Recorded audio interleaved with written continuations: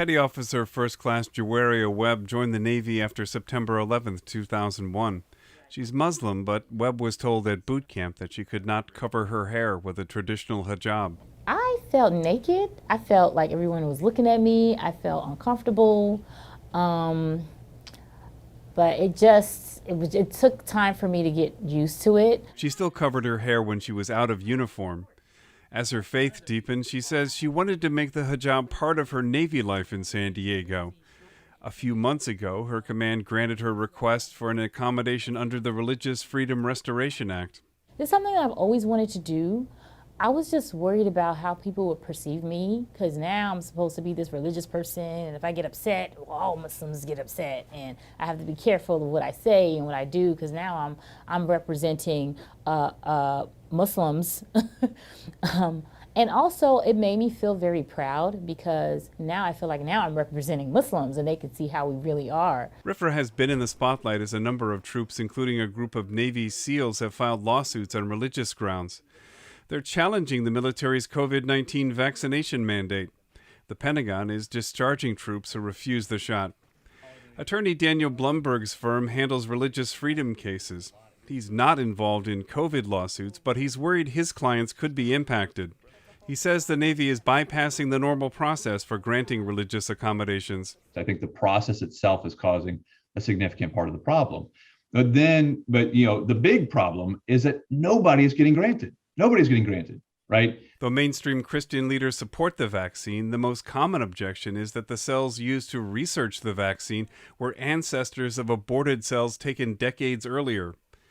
More than 3,000 sailors have applied for religious exemptions since the mandate took effect in November. A federal judge issued an injunction barring the Navy from discharging them, possibly until the Supreme Court rules. Blumberg fears those cases might make it easier for the military to deny other religious accommodations.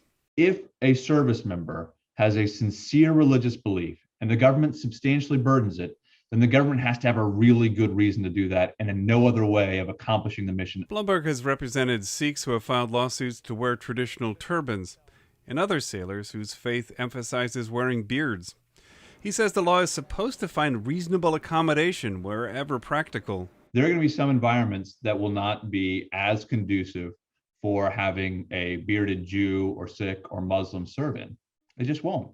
And so those individuals will have the opportunity to serve in other contexts. He says an unvaccinated SEAL can work a desk job rather than in the close quarters of a rib boat, but they shouldn't be discharged.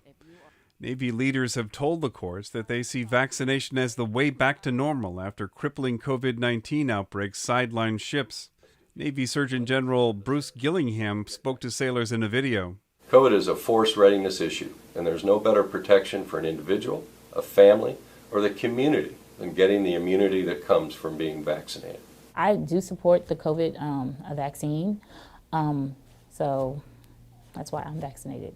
Petty Officer Webb said she asked the Council on American Islamic Relations to write a letter to her command after she became more observant, even though she plans to retire from the Navy in little over a year.